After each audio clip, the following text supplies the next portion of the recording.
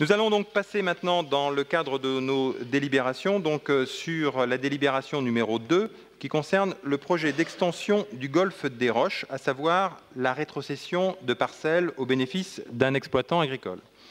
Ce qui permettra d'ailleurs de refaire un petit peu un point sur ce dossier, qui est un dossier important.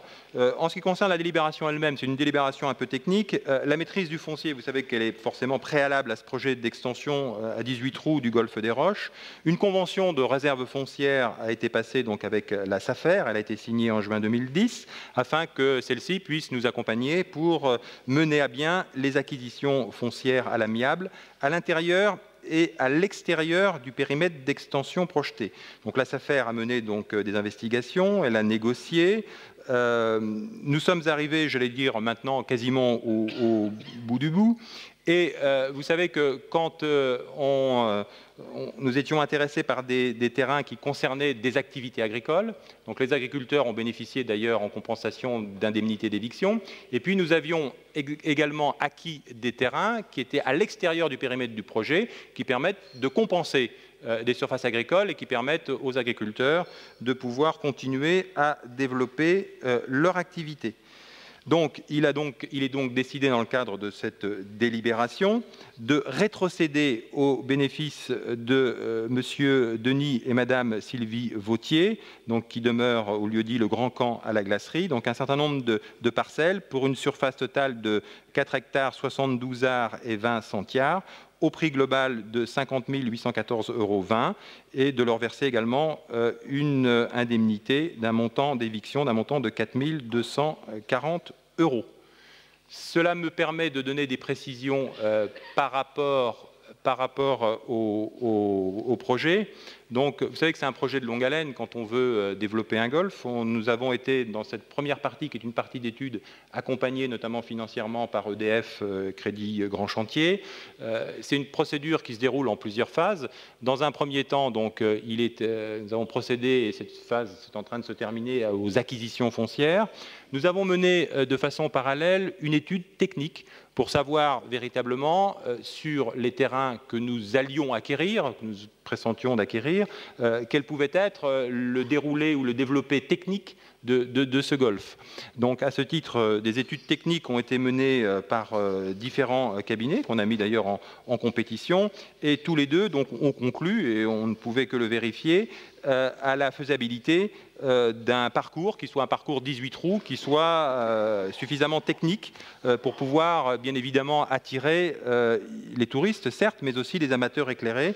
Pour ceux qui pratiquent le golf, le parcours technique est un parcours qui pourrait faire plus de 5 600 m², donc ce qui est quand même un parcours conséquent pour 18 trous, et dont la difficulté se classe ce qu'on appelle les pars 71. Alors pour les amateurs de golf, le par, c'est le parcours idéal, donc en 71 coups pour arriver à bout de ces 18 trous.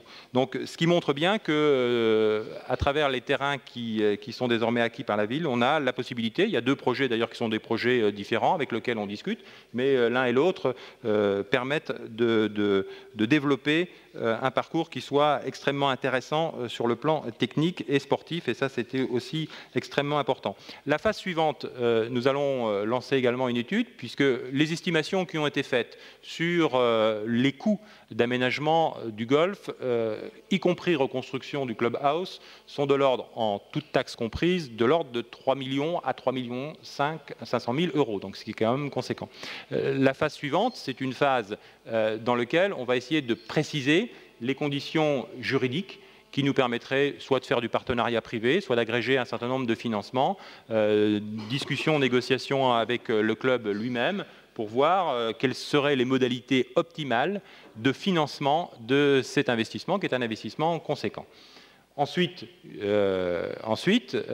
le projet se déroule comme convenu, eh bien, on arrivera dans une phase qui sera une phase longue, qui est une phase d'instruction administrative du dossier, notamment au regard des documents d'urbanisme. Vous savez que la particularité des golfs, c'est qu'en général, ils se développent à proximité d'espaces sensibles, donc il faut faire des études d'impact, il faut également voir les modalités de déclinaison de la loi sur l'eau, il faut également donc voir un certain nombre d'autorisations d'urbanisme et de prescriptions liées à l'archéologie préventive. C'est une phase d'instruction qui est très longue, qui peut durer 1 an et demi, voire 2 ans.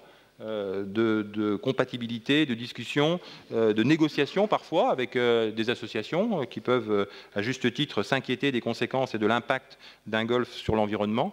Donc c'est une phase longue. Et ensuite, donc, au bout de 2 ans, peut démarrer la phase de travaux qui, elle, dure à peu près entre 1 an et demi en fonction des difficultés techniques. Donc vous voyez que c'est un projet dans lequel nous sommes engagés.